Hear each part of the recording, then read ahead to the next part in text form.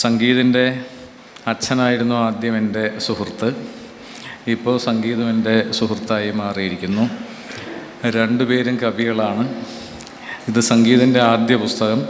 സംഗീതിൻ്റെ അച്ഛനാകട്ടെ രണ്ടാമത് കാവ്യ സമാഹാരം അടുത്താണ് പ്രസിദ്ധീകരിച്ചിരിക്കുന്നത്. ഈ അടുത്തയിടെ നോവലിസ്റ്റായ എം മുകുന്ദൻ, അദ്ദേഹത്തിൻ്റെ മയ്യഴിപ്പുഴയുടെ തീരങ്ങളെന്ന നോവലിന് 50 വർഷം തികയുകയാണ് ഈ വർഷം. ഇതുപോലൊരു നോവൽ ചെറുപ്രായത്തിൽ 24 വയസ്സോ മറ്റോ ഉള്ളപ്പോൾ എങ്ങനെ എഴുതി എന്ന ചോദ്യത്തിന് സ്വയം ഉത്തരം കണ്ടെത്താൻ ശ്രമിച്ചുകൊണ്ട് പറയുന്നുണ്ട്. ഒരുപക്ഷെ പ്രമേഹം പോലെ ഇതൊരു പാരമ്പര്യ രോഗമായിരിക്കാം, എൻ്റെ മാതാപിതാക്കളിൽ നിന്ന് എനിക്ക് കിട്ടിയ ഒരു പാരമ്പര്യ രോഗമായിരിക്കാം എൻ്റെ എഴുത്ത്. അഥവാ ദൈവം എൻ്റെ കയ്യിലൊരു പേന തന്നിട്ട് എഴുതൂ എന്നാവശ്യപ്പെട്ടതിനാലാകാം ഞാൻ ഇതുപോലൊരു നോവൽ എൻ്റെ 24-ാമത്തെ വയസ്സിൽ എഴുതിയത് എന്നിങ്ങനെ പല സാധ്യതകൾ അദ്ദേഹം പറയുന്ന പോലെ ഒരു പാരമ്പര്യ ജന്യമായ ഒരു വാസന ആയിരിക്കാം സംഗീതിൻ്റെ എഴുത്ത്. ഞാനിതിവിടെ ഈ എം മുകുന്ദൻ്റെ വാക്കുകൾ ഓർമ്മിക്കാൻ കാരണം അത് രസകരമായൊരു അസാധാരണമായൊരു അപ്രതീക്ഷിതമായൊരു താരതമ്യമാണല്ലോ. പ്രമേഹ രോഗം പോലെ അച്ഛനിൽ നിന്ന് മകനിലേക്ക് പകരുന്ന എഴുത്ത് എന്നതുപോലെ ആയിരിക്കാം മോൻസിയിൽ നിന്ന് സംഗീതിലേക്ക് വന്നു ചേരുന്ന ഈ എഴുത്ത്. പക്ഷേ രണ്ടുപേരും രണ്ടുതരം എഴുത്തുകാരാണ്. അത് സംഗീതിൻ്റെ അച്ഛനോട് ഞാൻ പറയുകയും ചെയ്തു. ഒരാൾ കുഞ്ഞാടിൻ്റെ പോലെ എഴുതുന്നു, പക്ഷേ മോൻസിയുടെ എഴുത്തത്ര കുഞ്ഞാടിൻ്റെ എഴുത്തല്ല എന്ന് വായിച്ച് അറിഞ്ഞിട്ടുള്ള ഒരാളാണ് ഞാൻ. അല്ലെങ്കിൽ എന്തല്ലേ, വില്യം ബ്ലേക്കിൻ്റെ 2 തരം കവിതകളുണ്ടല്ലോ, songs of innocence and songs of experience. അക്കൂട്ടത്തിൽ ആദ്യത്തെ വിഭാഗത്തിൽ തരത്തിൽപ്പെടുന്നു സംഗീതിൻ്റെ കവിതകളെങ്കിൽ അനുഭവത്തിൻ്റെ വ്യാഘ്ര കവിതകളാണ് സംഗീതിൻ്റെ അച്ഛൻ എഴുതുന്നത് എങ്കിൽ കുഞ്ഞാടിൻ്റെ നിഷ്കളങ്കതയുടെ കളങ്കമേശാത്ത അനുഭവ ലോകമാണ് സംഗീതിൻ്റെ കവിതകളിലേത്. അതുപോലെ ലളിതമാണ്, അസങ്കീർണമാണ് അവയിലെ ഭാഷയും. ഇതിൻ്റെ അവതാരികാരനായ ശ്യാം സുധാകർ ഇവിടെയുണ്ട്. അദ്ദേഹം പറയുന്നൊരു കാര്യമുണ്ട്, വളരെ ശ്രദ്ധേയമായൊരു വാക്യമുണ്ട് അവതാരികയിൽ. അതിങ്ങനെയാണ്, ലാളിത്യത്തെ പറ്റിയാണ് പറയുക. There is no, instead I feel that this poet with his simple vocabulary doesn't intend to jargonize English language but simply longs to articulate and voice his youthful experiences. ജാർഗണൈസ് ചെയ്യാത്ത, ഭാഷാ ജടിലത കൊണ്ട് നമ്മെ ഞെട്ടിക്കാനോ വികർഷിക്കാനോ ശ്രമിക്കാത്ത ലാളിത്യത്തിൻ്റെ കവിതകളാണ്. ഉള്ളടക്കത്തിൻ്റെയും ഭാഷയുടെയും ലാളിത്യം. ഈ ഭാഷാ ലാളിത്യം എന്ന് പറയുന്നത് ഒരുപക്ഷെ മികച്ച എഴുത്തിൻ്റെ ലക്ഷണമായിരുന്നു എക്കാലവും. അതിൻ്റെ ഏറ്റവും മികച്ച ഉദാഹരണം സുവിശേഷങ്ങളിൽ ജീസസ് ക്രൈസ്റ്റ് ഉപയോഗിക്കുന്ന ഭാഷയാണ്, അല്ലേ? വയലിലെ ലില്ലികളെ നോക്കൂ, സോളമൻ പോലും തൻ്റെ പ്രതാപകാലത്ത് ഇവയോളം ചമഞ്ഞിരുന്നില്ല എന്ന് പറയും വിധമുള്ള വയലിലെ ലില്ലികളുടെ, ലിലീസ് ഓഫ് ദ ഫീൽഡ് എന്ന് പറയുന്ന ആ അനലങ്കൃത ലാവണ്യമാണ് ഒരുപക്ഷെ സംഗീതിൻ്റെ കാവ്യഭാഷയ്ക്കുള്ളത്. സോളമനേക്കാൾ വശ്യതയോടെ കാണപ്പെടുന്ന വയലിലെ അലങ്കരിക്കപ്പെടാത്ത ലില്ലിപ്പൂക്കളുടെ സൗന്ദര്യം, ഈ ലാളിത്യം. ഒരുപക്ഷെ നമ്മൾ ബൈബിൾ പഴയ നിയമം തുറന്നാൽ ആദ്യം കാണുന്ന ഒരു വാക്യമുണ്ട്. അതാണ് ലോകത്തെ ഏറ്റവും മഹത്തരമായ വാക്യം. ഉദാത്തതയുടെ ലക്ഷണങ്ങൾ ഒത്തിണങ്ങിയ വാക്യമെന്ന് പ്രാചീന ചിന്തകനായ കാവ്യ മീമാംസകനായ ലോഞ്ചൈനസ് പറയും. ആ വാക്യം ഏതെന്ന് ഇവിടെ ഇരിക്കുന്നവർക്ക് എല്ലാവർക്കും അറിയാം. ഏറ്റവും ലളിതവും ഏറ്റവും മഹത്വമായ ആ വാക്യം, God said let there B light and there was light. ദൈവം പറഞ്ഞു വെളിച്ചമുണ്ടാകട്ടെ, അപ്പോൾ വെളിച്ചമുണ്ടായി എന്ന ആ വേദപുസ്തക വാക്യമാണ്, ഉൽപ്പത്തി പുസ്തകത്തിലെ വാക്യമാണ് ഏറ്റവും മികച്ച കവിതയുടെ ദൃഷ്ടാന്തമായി ലോഞ്ചൈനസ് എന്ന പ്രാചീന ചിന്തകൻ സബ്ലിമിറ്റി എന്ന കാവ്യഗുണത്തെ ഉദാഹരിക്കാൻ വേണ്ടി ഉദ്ധരിക്കുക. ഈ വാക്യത്തിന് പിന്നീടൊരു പാരഡി ഉണ്ടായി. നൂഡ് ഹാംസൺ എന്ന നോർവീജിയൻ നോവലിസ്റ്റ്, അദ്ദേഹത്തിൻ്റെ വിക്ടോറിയ എന്ന നോവലിൻ്റെ ആദ്യ വാക്യം, God said let there B light and there was love. ദൈവം പറഞ്ഞു വെളിച്ചം ഉണ്ടാകട്ടെ, അപ്പോൾ പ്രണയം ഉണ്ടായി, അല്ലെങ്കിൽ സ്നേഹം ഉണ്ടായി. അതൊരു പ്രണയകഥയായതുകൊണ്ട് പ്രണയം ഉണ്ടായി എന്നാണ് പറയുക. പിന്നീട് അലക്സാണ്ടർ പോപ്പ് എന്ന ഇംഗ്ലീഷ് നിയോ ക്ലാസിക്കൽ കവി ന്യൂട്ടനെ പറ്റി, സർ ഐസക് ന്യൂട്ടനെ പറ്റി ഒരു കവിത എഴുതിയിട്ടുണ്ട്. എങ്ങനെയാണ് ന്യൂട്ടനെ പറ്റി കവിത എഴുതുക എന്ന് നമ്മൾ അമ്പരക്കുന്നുണ്ടാവും, അല്ലേ? ന്യൂട്ടനെ പറ്റി കവിത എഴുതാൻ പറ്റുമോ? പറ്റുമെന്നതിൻ്റെ ഏറ്റവും ഭാസുരമായ ഒരു ദൃഷ്ടാന്തമാണ് പോപ്പിൻ്റെ ഈ കവിത. God said let there be light and there was Newton. ദൈവം പറഞ്ഞു. അതിനൊരു വരി, 2 വരികൾ കൂടിയുണ്ട് അതിനു മുന്നേ. പ്രകൃതിയും അതിൻ്റെ രഹസ്യങ്ങളും ഇരുട്ടിൽ മൂടിക്കിടന്നു. അപ്പോഴാണ് ദൈവം പറയുന്നത് let there be light and there was newton. കാരണം ന്യൂട്ടനാണല്ലോ പ്രകാശ വിശ്ലേഷണത്തിൻ്റെ തത്വങ്ങൾ ആവിഷ്കരിച്ച ഫിസിസിസ്റ്റ്. ആ അർത്ഥത്തിലും കൂടെയാണ് ആയിരിക്കാം പോപ്പ് പറയുന്നത്. ദൈവം പറഞ്ഞു വെളിച്ചമുണ്ടാകട്ടെ. അപ്പോൾ വെളിച്ചമല്ല ഉണ്ടായത്, വെളിച്ചത്തിൻ്റെ രഹസ്യം കണ്ടെത്തിയ, വെളിച്ചത്തിൽ 7 നിറങ്ങളുടെ സങ്കലിത ഭംഗി കണ്ടെത്തിയ ന്യൂട്ടനാണ് ഉണ്ടായതെന്ന്. ഈ ലാളിത്യം ആണ് ഒരുപക്ഷെ സംഗീതിൻ്റെ കവിതകളുടെ മുഖമുദ്ര. ഇതുപോലെ ലാളിത്യം കൊണ്ട് എന്നെ വശീകരിച്ച മറ്റൊരു കവിത ഓർമ്മ വരികയാണ്. അല്ല, അതൊരു വാക്യമാണ്. ചിത്രകാരനായ പോൾ ക്ലിയുടെ ഒരു വാക്യമാണ്. എല്ലാവർക്കും അറിയാവുന്ന ഒരു കാര്യം അദ്ദേഹം കാവ്യാത്മകമായി, കവിതാമയമായി പറഞ്ഞു എന്നേ ഉള്ളൂ. A line is a dot that went for a walk. നടക്കാനിറങ്ങിയ ബിന്ദുവാണ് രേഖ. ഒരു ബിന്ദു നടക്കാനിറങ്ങിയപ്പോൾ അതൊരു രേഖയായി മാറി. അങ്ങനെയാണല്ലോ നമ്മൾ മാത്തമാറ്റിക്സ് ക്ലാസ്സിൽ പഠിക്കുക, അല്ലേ? ലൈൻ എന്ന് പറഞ്ഞാൽ ബിന്ദുക്കളുടെ ഒരു ശ്രേണിയാണ് എന്നാണല്ലോ പറയുക. തൊട്ടിരിക്കുന്ന ഒരു സംഗീതൻ്റെ കവിതയെപ്പറ്റി ഇവിടെ പറഞ്ഞു കേട്ടു, അല്ലേ? ഡോട്ട്സ്, ബിന്ദുക്കൾ കൊണ്ട് ഒരു മനുഷ്യനെ ആവിഷ്കരിക്കുകയാണ്. ചില പുള്ളികൾ കൊണ്ട്, കുത്തുകൾ കൊണ്ട്, സൂക്ഷ്മ ബിന്ദുക്കൾ കൊണ്ട് ഒരു മനുഷ്യനെ ആവിഷ്കരിക്കുകയാണ് ഈ കവിതകളെന്ന്. പോൾ ക്ലിയുടെ ഈ വാക്യം എത്ര ലളിതമാണ്, എത്ര മനോഹരമാണ്. A line is a dot that went for a വാക്ക്. തുടർന്നും പോൾ ക്ലി പറയുന്നുണ്ട് A drawing is A line that went for a വാക്ക്. ഈ ലൈൻ, ഈ രേഖ, വര നടക്കാനിറങ്ങിയപ്പോൾ അതൊരു ചിത്രമായി, രേഖാചിത്രമായി മാറി എന്നും പറയുന്നുണ്ട്. ഇത്തരത്തിൽ ലാളിത്യമാണ് ഒരുപക്ഷേ ലോകത്തെ ഏറ്റവും മഹത്തായ കാവ്യാനുഭവങ്ങളുടെ എല്ലാം മുദ്ര. ജപ്പാനിലെ ഹൈക്കു കവിതകളുണ്ടല്ലോ, എത്ര ലളിതമാണ്. നൂറിടാകെ അരികിട എന്ന പഴയൊരു കവിയുടെ ഒരു കവിത ഞാൻ എപ്പോഴും ഓർമ്മിക്കാറുണ്ട്. നമ്മുടെ മഹാകവി കുമാരനാശാൻ്റെ ഒരു വരിയുമുണ്ട് അതിനോട് മത്സരിക്കാൻ. ഈ വല്ലിയിൽ നിന്നു ചെമ്മേ പൂക്കൾ പോകുന്നിതാ പറന്നമ്മേ. എത്ര ലളിതമാണല്ലേ! അതിഗംഭീരമായ ഭാഷാ ഗാംഭീര്യത്തോടുകൂടി എഴുതിയിട്ടുള്ള കവിയാണ് ഇങ്ങനെയും എഴുതിയത്. ഈ വല്ലിയിൽ നിന്ന് ചെമ്മേ പൂക്കൾ പോകുന്നിതാ പറന്നമ്മേ എന്നതുപോലെ ജപ്പാനിലെ കവി തിരിച്ചാണ് പറയുക, lo the fallen flower returns to its branch. നോക്കൂ, വീണ പൂവ് വീണ്ടും അതിൻ്റെ ചില്ലയിലേക്ക്.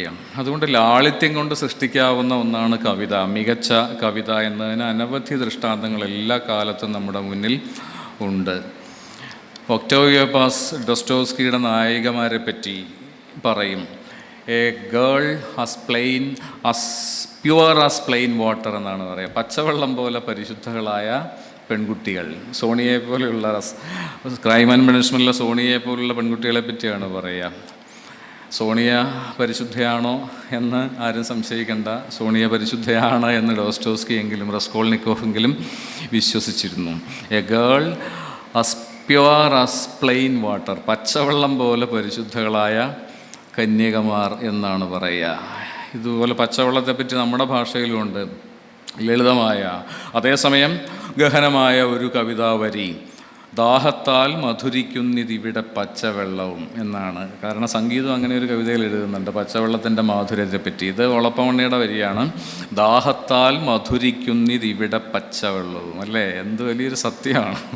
പച്ചവെള്ളത്തിന് ദാഹം കൊണ്ട് മാധുര്യം ഇരട്ടിക്കുന്നു എന്നതുപോലെ ഒരു ഭിക്ഷക്കാരനോ ഭിക്ഷക്കാരിക്കോ തൻ്റെ ഉച്ചഭക്ഷണം കൊടുത്തിട്ട് പകരം കുടിക്കുന്ന വെള്ളത്തിന് വലിയ മധുരമായിരുന്നു, അതൊരു മധുരപാനീയം പോലെ തോന്നി എന്ന് സംഗീത ഒരു കവിതയിൽ എഴുതുന്നുണ്ട്. ഇത്തരത്തിൽ നന്മയുടെ ലാവണ്യമാണ്, ഒരുപക്ഷെ നിഷ്കളങ്കതയുടെ ലാവണ്യമാണ് ഈ കവിതകളെ ശ്രദ്ധേയമാക്കുന്നത് എന്ന് പറയാം. ഈ കൂട്ടത്തിൽ ബോബി അച്ഛനിവിടെ പറഞ്ഞ് അവസാനിപ്പിച്ചത് വളരെ മ്ലാനമായ ഒരു വരിയാണ് ഒരുപക്ഷെ. ടോസ്റ്റ് ടു നത്തിങ്നെസ്, അല്ലേ? ശൂന്യതയ്ക്ക്, let us toast to nothingness. ശൂന്യതയ്ക്ക്, ഇല്ലായ്മയ്ക്ക് ഒരു അഭിവാദ്യം, ഒരു പാനോപചാരം അർപ്പിക്കുന്ന വരിയിലാണ് ഈ പുസ്തകം അവസാനിക്കുന്നതെങ്കിലും ഇതിൽ അങ്ങിങ്ങ് പരക്കെ പ്രതീക്ഷയുടെ വെളിച്ചം കാണാം. ഇവിടെ ജോണച്ചൻ ഒരു കവിത പരാമർശിക്കുകയുണ്ടായി. Hope is a thing with feathers. തൂവലുകളുള്ള ഒരു വസ്തുവിൻ്റെ പേരാണ് പ്രതീക്ഷ. ആ പ്രതീക്ഷ ഈ കവിതകളിൽ പലയിടത്തും, എല്ലായിടത്തും എന്നതുപോലെ കാണപ്പെടുന്നു. നഷ്ടസ്വർഗത്തെപ്പറ്റി അല്ല ഒരുപക്ഷെ ഒരു ശാശ്വത സ്വർഗത്തെ പറ്റിയാണ്, ഒരു ആന്തരിക സ്വർഗത്തെ പറ്റിയാണ് സംഗീതത്തിന് എഴുതാൻ താല്പര്യം. പാരഡൈസ് എന്ന് തന്നെ പേരുള്ള ഒരു കവിതയുണ്ട് ഈ സമാഹാരത്തിൽ. സെർച്ച് ഫോർ പാരഡൈസ് എന്ന പേരിൽ, സ്വർഗം തേടി, അല്ലേ? പാരഡൈസ് എന്ന വാക്ക് തന്നെ എത്ര മനോഹരമാണ്. എറ്റിമോളജിക്കലി പാരഡൈസ് എന്നതൊരു ഉദ്യാനത്തിൻ്റെ പേരാണ്, അല്ലേ? പൂന്തോട്ടം എന്നർത്ഥമുള്ള വാക്കാണ് പറുദീസ ആയിത്തീർന്നത്, പറുദീസയുടെ പേരായി തീർന്നത്. അത് ആദിയിൽ ഒരു പൂന്തോട്ടമായിരുന്നു. പറുദീസ ഒരു പൂന്തോട്ടമായിരുന്നു, നമുക്ക് നഷ്ടപ്പെട്ട ഒരു പൂന്തോട്ടമായിരുന്നു. എനിക്ക് വളരെ വ്യക്തിപരമായി ഇഷ്ടം തോന്നുന്ന ഒരു മെറ്റഫറുമാണത്. ഒരുപക്ഷെ കവികൾ ഗാർഡനേഴ്സാണ്, അല്ലേ? ടാഗോറിൻ്റെ ഒരു സമാഹാരത്തിൻ്റെ പേര് തന്നെ ഗാർഡനർ എന്നാണ്. ഏറ്റവും മനോഹരമായ പ്രണയ കവിതകളുടെ സമാഹാരം. കവികൾ ഒരു ആന്തരികോദ്യാനം ഉള്ളിൽ കൊണ്ടു നടക്കുകയും അതിനെ ഭാഷയിലെ ഒരു ഉദ്യാനമാക്കി മാറ്റുകയും ഒരു സ്വകാര്യ ഉദ്യാനമാക്കി മാറ്റുകയും തൻ്റെ മാത്രം ഉദ്യാനമാക്കി മാറ്റുകയും ചെയ്യാൻ ഇഷ്ടപ്പെടുന്ന ആളുകളാണ്. വൈക്കം മുഹമ്മദ് ബഷീർ എവിടെ പോയാലും പൂന്തോട്ടം ഉണ്ടാക്കും, പനിനീർച്ചെടികൾ നടുവെന്നതുപോലെ ഭാഷയിലൊരു തൻ്റേത് മാത്രമായ ഒരു സ്വകാര്യ ഉദ്യാനം സൃഷ്ടിക്കുകയും അതിനെ തൻ്റെ ആന്തരികോദ്യാനത്തിൻ്റെ ബാഹ്യവൽക്കരണമാക്കി മാറ്റാൻ ആഗ്രഹിക്കുകയും ചെയ്യുന്ന ആളുകളാണ് ഓരോ കവികളും. തൻ്റേത് മാത്രമായൊരു ഉദ്യാനം, മറ്റു മാതൃകകൾ, മറ്റ് താരതമ്യങ്ങൾ ഇല്ലാത്ത ഒരു ഉദ്യാനം. ആ അർത്ഥത്തിൽ ഉദ്യാനപാലകരാണ് കവികൾ. ഭാഷ കൊണ്ട് മറ്റാർക്കും അനുകരിക്കാനോ സൃഷ്ടിക്കാനോ ആകാത്ത ഒരു ഉദ്യാനം സൃഷ്ടിക്കുമ്പോഴാണ് ഒരാൾ കവിയായിട്ട് മാറുക. അക്കിത്തത്തിൻ്റെ അല്ല, ഇടശ്ശേരിയുടെ ഒരു കവിതയിൽ പറയും, ഒരു ദിവസം കുട്ടി സ്കൂളിൽ നിന്ന് വന്നപ്പോൾ ഒരു ചെടിക്കമ്പ് കൊണ്ടുവന്നു, അത് നട്ടു വളർത്തി, അതിൽ പൂ വിരിഞ്ഞു. അപ്പോൾ ഇത് സ്കൂളിലെ തോട്ടക്കാരൻ തന്ന കമ്പല്ലേ, ഇതതിൻ്റെ അനുകരണമല്ലേ, അതിൻ്റെ പകർപ്പല്ലേ, ഇത് നിൻ്റെ ചെടിയല്ല, നിൻ്റെ പൂവല്ല എന്ന് അവനെ കൂട്ടുകാർ കളിയാക്കി. ഇത് സ്കൂളിലെ തോട്ടത്തിൽ നിന്ന് ഒടിച്ചുകൊണ്ട് വന്ന കമ്പ്, അത് നീ നട്ടു, നനച്ചു, വളർത്തി, അതിൽ പൂ വിരിഞ്ഞു, അത് നിൻ്റെ പൂവല്ല, അത് ആ തോട്ടക്കാരൻ്റെ പൂവിൻ്റെ ഒരു അനുകരണമല്ലേ, പകർപ്പല്ലേ എന്ന് കളിയാക്കിയ കുട്ടിയെ മുൻനിർത്തി ഇടശ്ശേരി പറയുന്നുണ്ട്, ആദിയിലൊരു കാട്ടാളൻ നട്ട് നനച്ചു വളർത്തിയ ഒരു നാലിതൾ പൂവിൽ നിന്ന്, ആ ചെടിയിൽ നിന്ന് കമ്പുകൾ ശേഖരിച്ച് നട്ടു വളർത്തുന്നവരാണ് നമ്മളെല്ലാവരും, എല്ലാ കവികളും. ആദിയിലൊരു കാട്ടാളൻ, വാൽമീകി എന്ന കാട്ടാളൻ ഒരു നാലിതൾ പൂ വിരിയിച്ച ആ കമ്പിൻ്റെ ആ തണ്ടിൽ നിന്ന് ഒടിച്ച കമ്പുകൾ കൊണ്ട് പൂന്തോട്ടം നിർമ്മിക്കുന്നവരാണ് ഞങ്ങളെല്ലാവരും, നമ്മളെല്ലാവരും, എല്ലാ കവികളും എന്ന് ഇടശ്ശേരി പറയുന്നത് പോലെ ഉദ്യാന പാലകരാണ്. ഫ്ലോറികൾച്ചറാണ് കവിത എന്ന് വളരെ കാൽപ്പനികമായിട്ട് ലിറിക്കലായിട്ട് നമുക്ക് വേണമെങ്കിൽ പറയാം.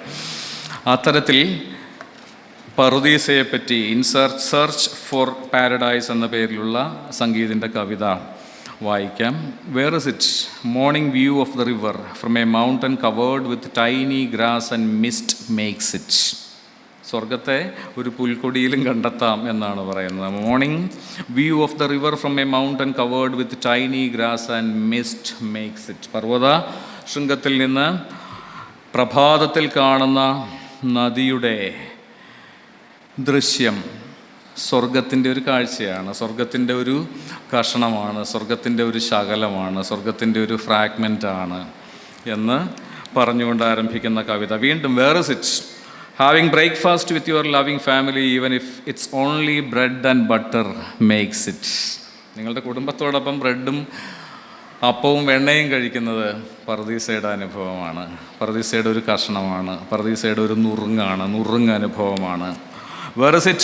Fishermen waving with a warm smile to their family when going fishing, neglecting the hot afternoon sun makes it.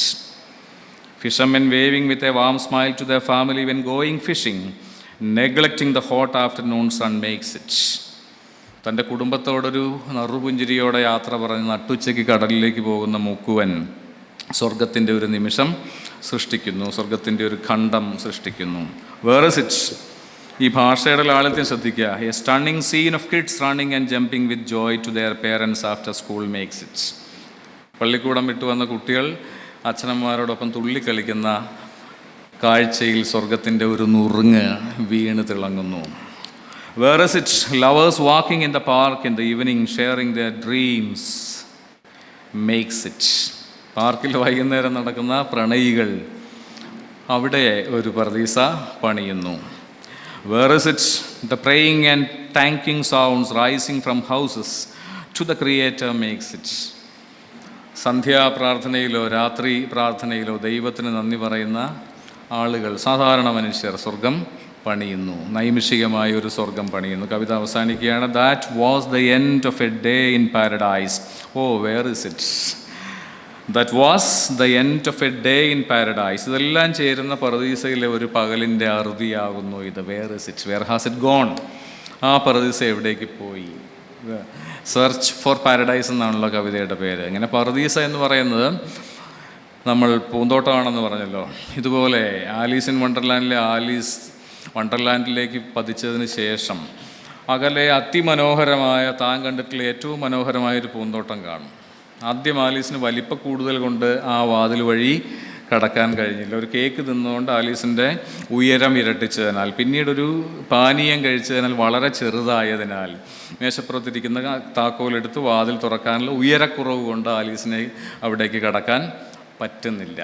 ഇങ്ങനെ നമ്മളെല്ലാവരും ഏതോ പറുദീസയിലേക്ക്, അതിൻ്റെ വാതിൽക്കൽ കവാടത്തിൽ അവിടേക്കുള്ള താക്കോൽ നഷ്ടപ്പെട്ടവരായിട്ട്, നമ്മുടെ ഉയരക്കൂടുതലുണ്ടോ ഉയരക്കുറവ് കൊണ്ടോ അവിടെ എത്താൻ സാധിക്കാത്തവരായി നിൽക്കുന്നവരാണ്. മോഹത്തോടെ നിരാശയോടെ നിൽക്കുന്നവരാണ് മനുഷ്യർ. അതുകൊണ്ടാണല്ലോ നമ്മളെപ്പോഴും ഒരു നഷ്ടപ്പെട്ട പറുദീസയുടെ സ്വപ്നം ഇങ്ങനെ ലാളിച്ചു കൊണ്ടിരിക്കുന്നത്. ഒടുവിൽ ആലീസിന് അവിടെ എത്താൻ സാധിച്ചു. അപ്പോൾ അവിടെ കുറച്ച് ആളുകൾ പൂക്കൾക്ക് വെള്ളച്ചായം പൂശിക്കൊണ്ടിരിക്കുകയാണ്. ഒരു കൃത്രിമ ഉദ്യാനമായിരുന്നു അത് എന്ന് ബോധ്യപ്പെടുന്നു. ഇങ്ങനെ എപ്പോഴും നമ്മെ കടന്നു പോകുന്ന, നമുക്ക് നഷ്ടപ്പെട്ടുകൊണ്ടിരിക്കുന്ന, കൈ എത്തും മുമ്പേ മാഞ്ഞു പോകുന്ന ഒരു പറുദീസയുടെ അന്വേഷകരാകുന്നു നമ്മൾ എല്ലാവരും. അതുകൊണ്ടാണ് ചിലരൊക്കെ കവിത എഴുതിക്കൊണ്ട് ഈ ഉദ്യാനത്തെ, ഈ നഷ്ടപ്പെട്ട പറുദീസയെ ഭാഷയിലൂടെ തിരിച്ചു പിടിക്കാൻ ശ്രമിക്കുക. ഏറ്റവും ലാളിത്യത്തെപ്പറ്റി പറയുമ്പോൾ അല്ലേ, ലോകത്തെ ഏറ്റവും ചെറിയ, ഏറ്റവും മനോഹരമായ കവിത എന്ന് പറയുന്നത് ഒരു ബിബ്ലിക്കൽ അനുഭവത്തെപ്പറ്റി ഷെല്ലിയോ ബൈറനോ എഴുതിയിട്ടുള്ളൊരു കവിതയാണ്. ആരാണെന്ന് ആർക്കും തിട്ടം പോരാ. Water blushed when it saw its master. ഇത്രയുമുള്ള കവിതയാണ് അല്ലേ. ദൈവം വെള്ളം അതിൻ്റെ നാഥനെ കണ്ട് മുഖത്ത് അരുണിമയണിഞ്ഞു. തൻ്റെ നാഥനെ കണ്ട വെള്ളത്തിൻ്റെ മുഖം തുടുത്തു, ലജ്ജാരുണമായി. ഇങ്ങനെ പലതരത്തിൽ പറഞ്ഞു നോക്കാം നമുക്കല്ലേ. മുഖം തുടുത്തു എന്നോ ചുവന്നു എന്നോ ലജ്ജാരുണമായി എന്നോ. കാരണം ബ്ലഷിങ് എന്നതാണ് വാക്ക്. ബ്ലഷിങ്ങിനെ എങ്ങനെ പരിഭാഷപ്പെടുത്തുമെന്ന് എനിക്ക് അറിയില്ല. അതുകൊണ്ടാണ് ഇങ്ങനെ പലതരത്തിൽ പറഞ്ഞു നോക്കുന്നത്. ബ്ലഷിങ്, ഹിപ്പോക്രീൻ എന്നൊക്കെ ഷെല്ലിയുടെ, കീറ്റ്സിൻ്റെ ഓ ടു എ നൈറ്റിംഗേൽ നമ്മൾ വായിക്കും. കെ മുഹമ്മദ് ബഷീറിനെ നമ്മൾ ഇഷ്ടപ്പെടുന്നത് ഒരു പക്ഷേ ആ ഒരു വാക്യത്താലാണ്. വെളിച്ചത്തിന് എന്തൊരു വെളിച്ചം എന്നൊരു വാക്യത്താലാണ്. ഇങ്ങനെ ലാളിത്യത്തിൻ്റെ കവിതകൾ ഇനിയും ഇനിയും സംഗീതത്തിൽ നിന്നുണ്ടാകട്ടെ.